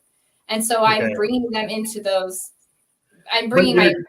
Even in a case like that, where literally all you're doing is changing the font, you're still kind of changing up the keywords and tags a little bit, right? A little bit, yeah.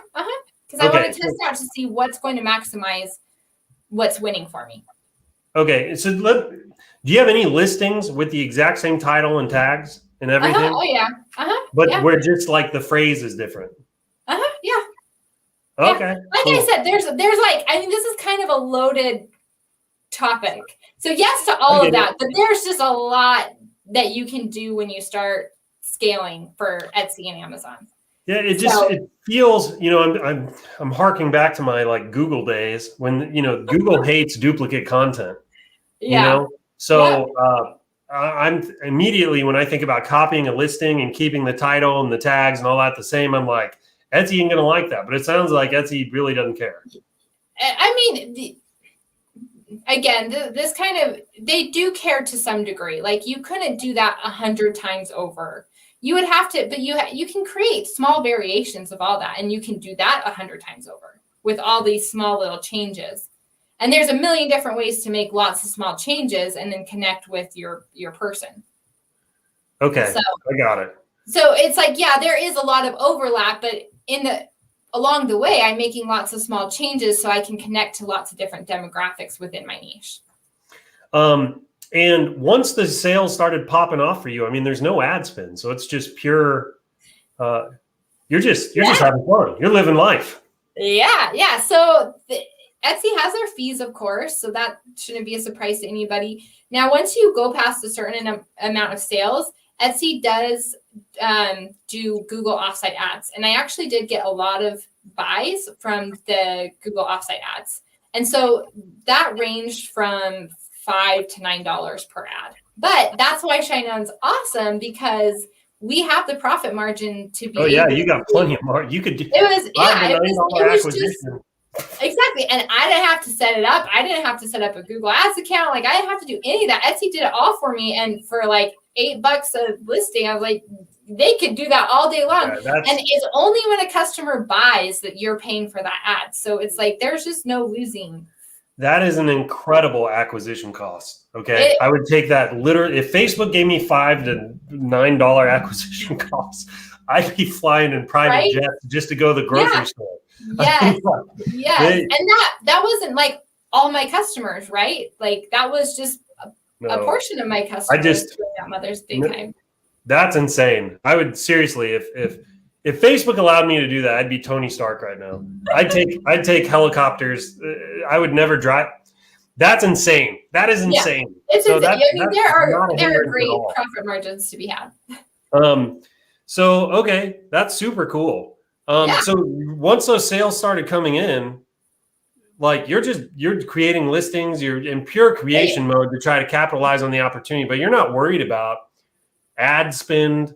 You're not worried about cash flow. You're not worried about any of that stuff, huh? No, not really, because Etsy can do daily payouts. So now, okay, here's a question. Were you scared of having your store shut down? Like what would you have done if like your store was just gone in the middle of that? You know, I didn't even think about it. I never went there because everything that I do is safe for Etsy as far as I know. Like I play in the rules, so it just doesn't. I don't even worry about it. If it happens, then I'll deal with it. But that did not occur to me. So because you felt confident that you were compliant, you weren't worried. See, we don't get to. It must be nice. we don't get that luxury with Facebook. Yeah, Facebook's like when I talk to Facebook sellers, their stress levels are like, woo. Facebook's like the unpredictable, abusive, alcoholic parent. Unfortunately, it's kind of like you never know when they're going to bring the hammer down. Unfortunately. Etsy. So this is something that is talked about and people have questions about. Is that Etsy a lot of times does suspend your account when you first open it up. And this is a question I get a lot. It's something that I tell people not to be afraid of because unfortunately it's just the ugly side of Etsy. And what they're looking for is they want to know that you're a real person and that you're actually following within their terms of service, that you're actually doing your own designs, because handmade means that you have to actually do a part of your product. So we are doing that. We fall within those rules. We're totally fine and safe. But once you're past that part, if you're doing everything right, you're not infringing, you're not doing, I know they do allow print on demand on Etsy. I mean, that's not even a question. I mean, we're 100% safe in that way. So my point is though, is that if that happens to you, most of the time you get your account back. Just accept that. And this has been going on way before people started using ShineOn products on Etsy. It's been going on for a long time. So the point is that if you can get past that, generally, as long as you're playing by the rules, like your account is fine. And so when that was happening, I know Facebookers have that stress, that anxiety. My stress was, am I doing enough? Yeah, you do. You totally do. And you can hear it in your voices. I talk to you people and you can hear it. Yeah. But no, Etsy is different. Like my stress was using my strategies to really scale out my product and figuring that out. And a lot of the things that I'm helping people with, I spent hours on. I mean, like you have no idea how many hours I spent trying to figure out all these dang integrations and getting everything synced to it's just so crazy. So that was the hardest part because nobody's ever done this before, right? So I had to use like what knowledge I've had from the past and apply it now. But I knew the potential was so big for what was happening. Yeah, that's awesome. And so that's why I'm fighting good for you. You were because I knew what was going on. You were the first one through the wall. All right, so I've got to get to everybody's questions here. I'm going to sit here and I'll have 10 million more. Before I do, I know there's so much. There's so much. Before I do, I want to get real quickly. I just want to double back on the Facebook thing. So look, I am pretty good at hyperbole. I like to make a good show of this and the story, and I like to get laughs and all that kind of stuff. Facebook is here's the thing. If you want to take a product from nothing to like high 6 figures or 7 figures in like a record amount of time, I still just don't know. I don't know any other platform that can do it like in a controlled way. Meaning, when in Facebook, when I find a winning product, I can stomp on the gas pedal and like the car will just keep going.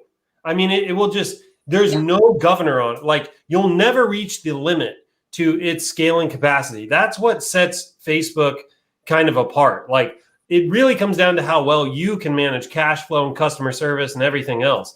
You can literally take it to the moon. And that's why Facebook, it's not going to get displaced anytime soon for being kind of a market leader in this e-commerce space. And despite, the complaints about the bans and all that kind of stuff, the truth is ShineOn products are so, as Eric likes to say, they're so white hat, even your grandmother would approve. And we try to provide world-class customer service. We ship super fast, all that kind of stuff. So Facebook actually loves to have our type of products in their marketplace, right? However, if you have a brand new account, you have a brand new page, or you just start spending money on Facebook, their bots do kind of come out and they'll ban you and you've got to appeal it and then you have to get it approved. And that's just because Facebook they're trying to do quality control, right?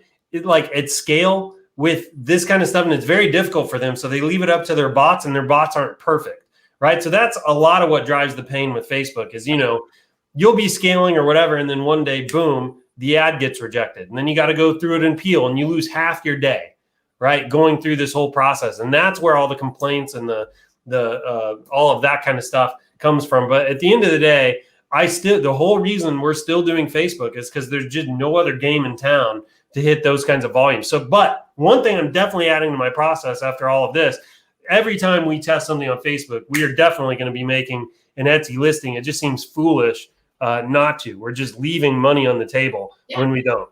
All right, let's get to some of these questions here. Yeah, exactly. All right. Let's see. Do you have multiple stores? And if yes, how many? Oh, I have multiple stores, but I only have one store for ShineOn products.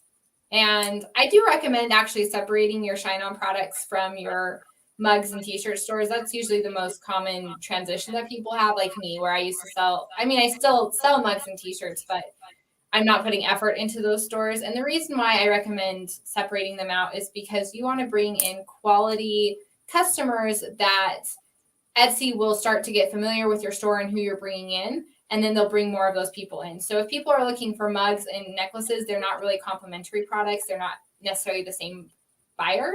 And so you could actually hurt yourself a little bit. if you do mix, it's not the end of the world. There are people who are selling it, but those are the reasons why I chose to separate my stores. Yeah, that makes sense. Just keeping niches clean and all that kind of stuff. Yeah. Mauricio here says that the volunteer to go to Antarctica has come forward. It's Mauricio Reyes. Give this guy some snow or some icicles or something and some penguins in the comments because he deserves them. Thank you for being our sacrificial ShineOn star. Let's figure out how to make the internet connection work, and who knows, maybe we'll sponsor a trip. That would be pretty sweet. Okay. David Mackey, does the Shopify notification emails duplicate with Etsy notification emails? Okay, this is a good question, and I actually need to do research. I only have had one person actually email me about this, and so I'm sorry I don't have a clear answer, but I guess what I would say about this is that if they are, I've only had one person ever email me about it. So if that's the case, then I probably wouldn't give too much weight into this as a problem. Okay. Got it. Makes sense. All right. When will you upload for the holidays? Right now.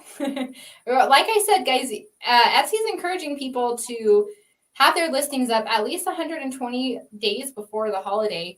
So now is a great time. And I know that July is a quieter selling season on a whole, but this really actually should be one of your most busiest months. Man, I cannot agree with that more. Okay, Whether you're doing Etsy or not, you've got to take advantage of this time right now. It's the calm before the storm.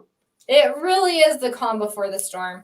And what you're going to see happening is if you start now and you find a product, then you can grow that product into the algorithm, and it's going to have time to mature and become a bestseller. But if you start 2 weeks before Christmas, well, you'll go to the Etsy graveyard because, or maybe some people will be like, oh, but I got 5 sales. Okay, 5 sales is cool, but like that's not exciting. Like I want to make lots of sales. So the best time to do it is right now. And don't you have some crazy goal, like number of listings you're trying to get up? Yeah, I know we've talked about this. So I do have a crazy goal, but the crazy goal isn't so much about the numbers as it is about the mindset. The mindset is I want to commit to something so big that I have to show up every single day so that I can eventually get there, right? And along that way of I think I said 15,000 listings. Along the way, I know that I will have success if I just keep going for that long.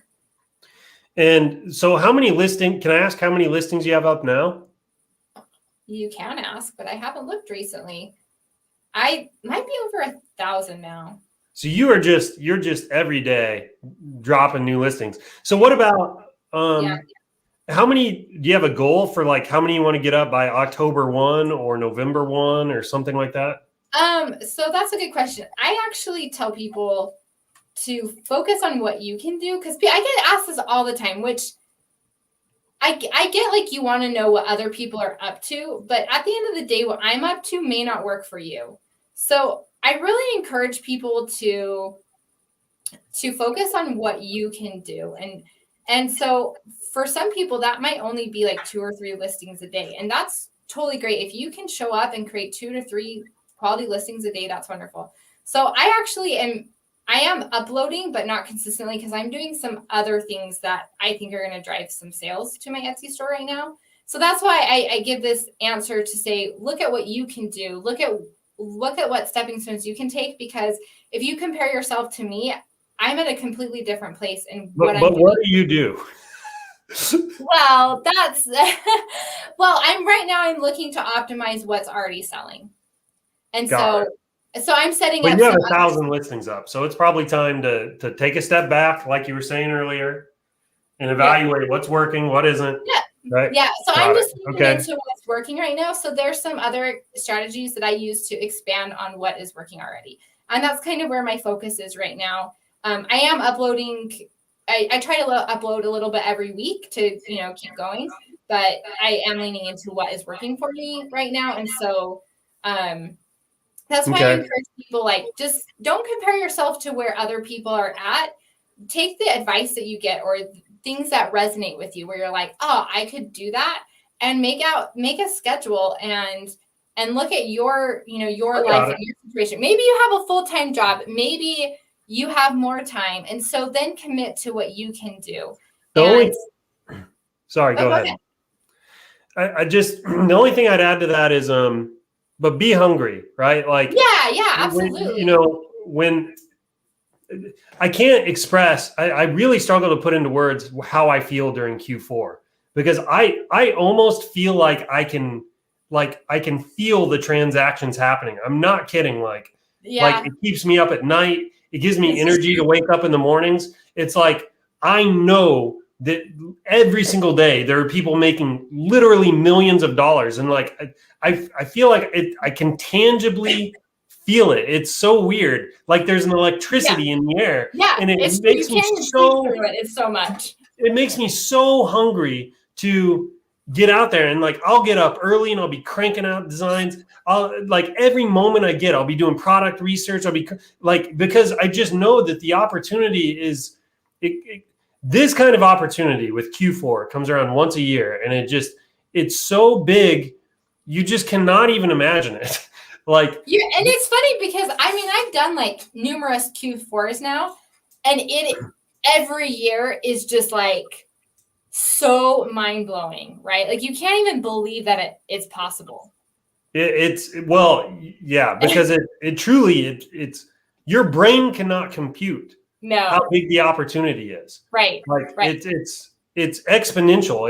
It's I don't know. I'm totally with you on that though. It's a mind breaking kind of thing. And October 1 rolls around. I feel this incredible sense of urgency. Like, have I done everything I can to be prepared? Yeah, exactly. And like, right. Yeah. I keep trying to tell myself to get in that feeling of like scarcity, right? Like I'm like, okay, I only have 100. I think we're like 160 days. Like, we got to hurry. We got to move. Yeah, 160 days. I saw you make the post. It was like 158 days. And I was like, oh, I'm like, I got to get going. You're like, oh, yeah.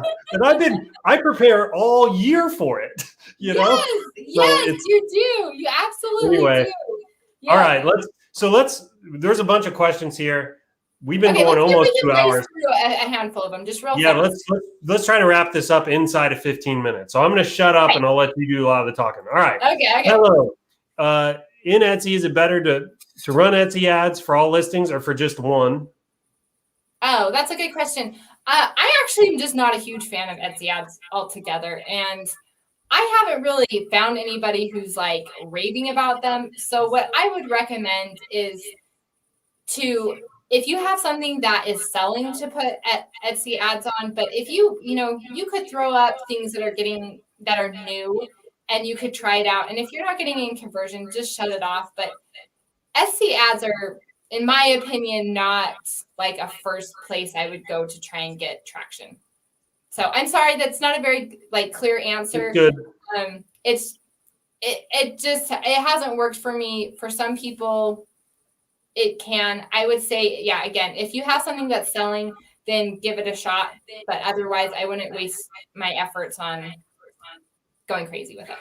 So what about, do you sell to other markets like Germany or anywhere else in Europe? I have even popular over there? I've actually seen bestsellers that are geared towards people in Germany. They're in German. Cool.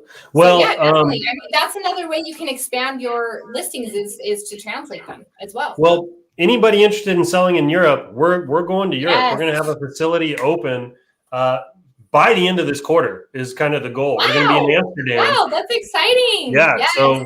Yeah, I actually think Germany will be a really great market for these, and I'm really excited. We will give you a tour if you want to make a little trip to Amsterdam. We'll do it. Yes, I want to be there. I want to be the first. We might be able to make that happen. We think we're going to awesome. We think we're going to do kind of a European sales kind of contest, and we're actually going to give away some trips. So, anyways, that's so that's a little sneaky surprise for everyone. Coffee with Michael. Don't tell anybody because. Thank you for letting us in on that secret. That's so cool. Let's keep going here. You can sell anywhere in the world. Just make sure that your shipping settings are done correctly so that people can expect their product within the right time frame. That's all I'd recommend. Okay, so I need to answer this one. Which do you guys think is best, Shopify or Etsy? Does ShineOn have a standalone platform? Okay, so there's a lot in this question. Yes, ShineOn does have a standalone platform where you can sell without having to have Shopify or anything else. That platform is going to get an Etsy integration very soon. We're trying to have it done this month. I don't know if it's going to get done this month or not, but you will be able to open a platform account and connect it to Etsy without having to have a Shopify store at all. That's where we're headed with this. So you're going to be able to just literally from your platform account connect it to an Etsy store and start uploading your listings. That's where we're headed. So that is all coming. Now, which do you think is better, Shopify or Etsy? Currently today, you have to have a Shopify store if you want to sell on Etsy. You have to have a Shopify store. You have to install said commerce or another app that allows you to push your listings to Etsy. Let's keep going. I think I pretty much covered that one. I think so. What do you consider for a keyword to be low competition, high search? Let's see, high search. So what you want to look for is to stay in the green. So as you're looking through your keywords, you're going to have 4 boxes with different colors. It's hard to say, right? Some of it is intuition, but what you're mostly looking for is just to be in the green. That would be like basically you want them all to be green. So like search volume, green, whatever the other ones are, and then competition also to be green, right? So eRank already has some intelligence kind of built in there, does an analysis and tries to color code things accordingly. Yeah. And you're saying that's just what you go off of, whatever eRank says. Yeah, exactly. And it's not that it's never actually going to be all green. You're looking for as most green as possible. Got it. Okay. Yeah. All right. Do you only use Etsy or do you drive your own traffic as well? So I have only been using Etsy, but driving my own traffic as well is what I'm working on right now. Okay, perfect. Uh-oh. Hang on, I lost my place. This happens sometimes. Someone says production partner is the keyword. So this is when you set up your store, you need to say that ShineOn's a production partner, right? Yeah. Yeah. So they must have commented that when we were talking about bands or whatever. Oh, yeah. And guys, I know that that's a theory out there, but I would not put weight into that personally. What's that? The production partner, the keyword commenting on the bands, that production partners are totally safe within Etsy's terms of service. So it's we don't need to dive into it. I wouldn't worry about it. Sell on Etsy because it's an awesome opportunity. How do you deal with bad feedback on the message card? I've seen them a bunch on other sellers. Are you improving that soon? So we do have some, Ricardo, I think I saw some comments somewhere from you earlier. So we actually are working on improving the message cards. We're just not there yet. I will tell you this though, and this may be a difference between kind of Etsy and Facebook. I cannot tell you how many of these I've sold, a freaking gajillion of these. I've never had a single person complain about the message cards. Not one. I'm not even joking. So, but Ricardo, man, somewhere, I think it was Ricardo, someone had a screenshot of someone kind of complaining about the message cards. And we'll have you know, we have listened to you and we're looking into improving that right now. So that should be in place before Q4. Awesome. That's so good to know. All right. Mauricio's got some penguins getting ready for the cold. Yeah.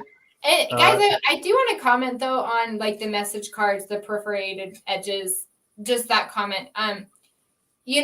Not everything is going to be perfect, but it's good enough. Like thousands and thousands of products have been sold. So could there be improvements? Yes, but that should never scare you from these are proven products. So you just have to learn how to work around those things and have a solution. And honestly, in all the sales that I've had, I don't love the perforated edges too. It reminds me of like my dad's copy paper from when I was 5, but that's not what it's about, right? There are enough people who have sold these that have proven that customers are okay with that quality. And so that's not stopping me from it. Well, I mean, good grief. You did who knows how many for Mother's Day. Yeah, thousands. Huh?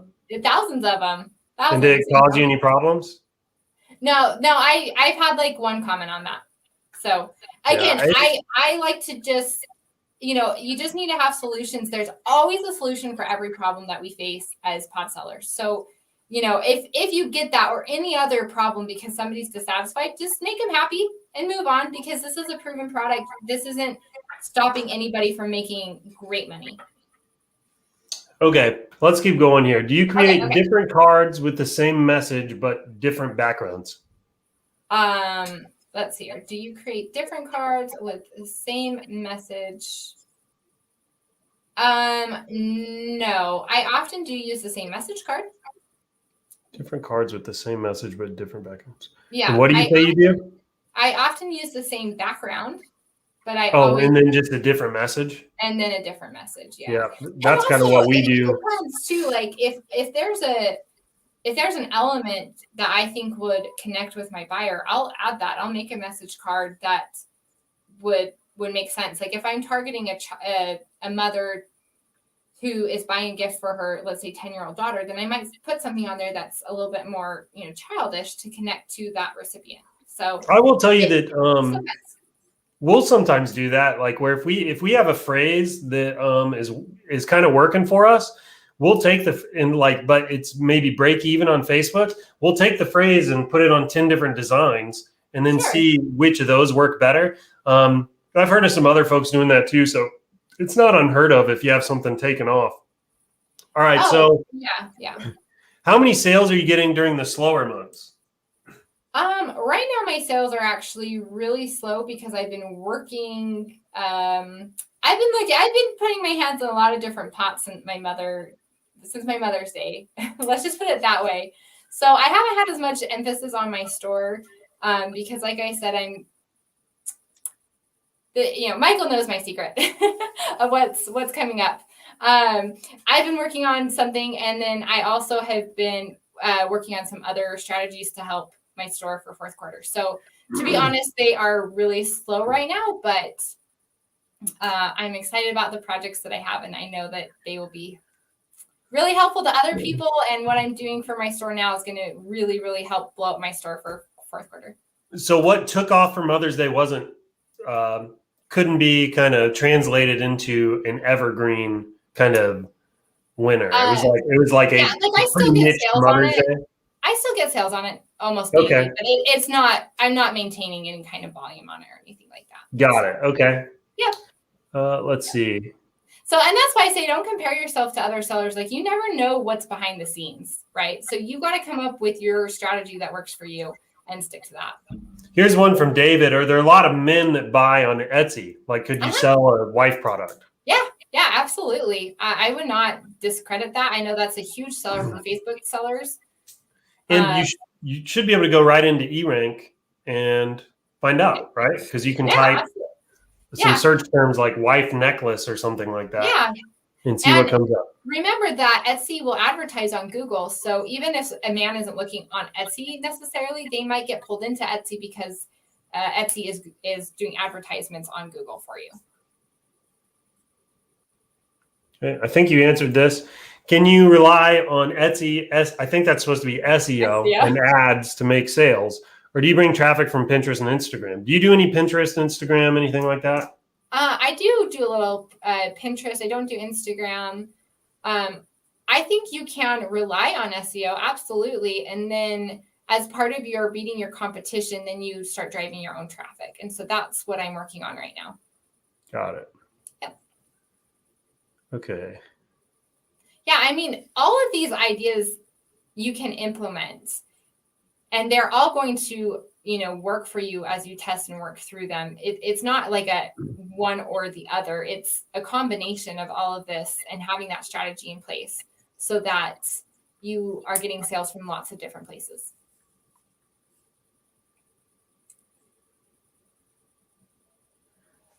Sorry, there's a lot here. I'm trying to find questions we haven't answered yet. Yeah, that's fine. In lots of it, I think this is all excitement about the platform having the Etsy integration. Yeah, that's going to be so exciting. That's going to make such a difference for people.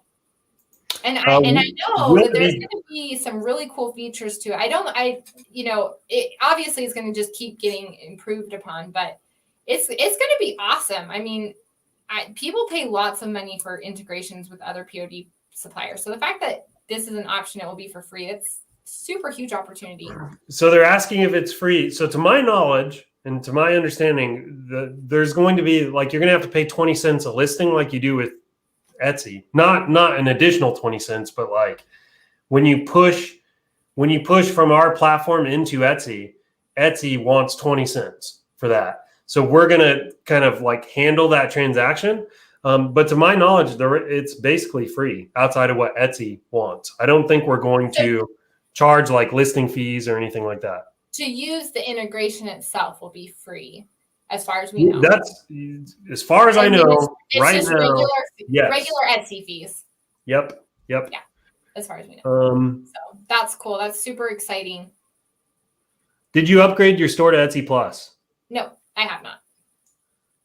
Okay. And honestly, there's so many things you can do, but I wouldn't start doing a lot of these kind of extra things until you start seeing consistent traffic. Yeah, just stick to the system and keep grinding until you get to winter. Yeah. Once you get winter, then you can have fun with all the other stuff. Yeah, I mean, once you start getting consistent sales, then yeah, definitely add in Pinterest or add in Instagram, add in all, the email list, and I can't remember the last one. Definitely add all those things in, but don't go out of your way to learn all those things, because if you're not marketing the right products, if they're not selling or converting, or you don't know who your perfect customer is, then all those things don't really matter. So really focus on having those consistent sales coming in, even if it's just like 1 or 2 a day, and then start considering adding in like one other thing that could bring more traffic to your store or hold your customer. And just keep building in small increments, because it's the same thing with people who start with Facebook ads and Etsy and Amazon or whatever. You don't know where you're going. There's just too much that you're trying to take on, and then you get burnt out and you don't see results, and then you just give up. So don't do that to yourself. Just start with one thing, start seeing results, and then add one more thing. And when you start seeing results, add another thing. Make it fun for yourself, because this should be fun. It should be super exciting.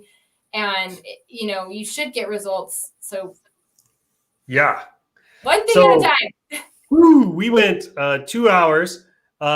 Everybody, let's give Anna some applause and some love in the chat. Let's see some hearts and smiley faces and maybe some UFOs and some other lovey things that say how much you appreciate her. Some little hands, maybe. What time is it there, Anna? I'm so excited. What time is it there? Oh, it's 11 o'clock. I think my kids are still awake, actually. I told them they need to go to bed, but... Yeah, so Anna stayed up late for everybody here, and this is a Friday night. She could be doing Friday night things in Germany. I couldn't think of a better Friday. Yeah, so here it comes, just so you can see it. Yes, my pleasure. Yep. So, hey, thank you very much, Anna. Really appreciate you coming on. Everybody else, yes. I like this, Maurice. I'm gonna have to have Mauricio on at some point. Yeah. He's here every week. Great dude. We need to make it happen. Yeah. All right. Oh, I love it. Oh, thank you everybody for sticking around. Yeah, seriously, appreciate it. Thanks everybody for sticking around. Hope everybody found this helpful. Anna, thank you so much for coming in, dropping some major knowledge bombs on us, and I guess go get your kids. Try to get them in bed here. Thank you so much. Appreciate it, everybody, and we'll see you in the next one. Take care.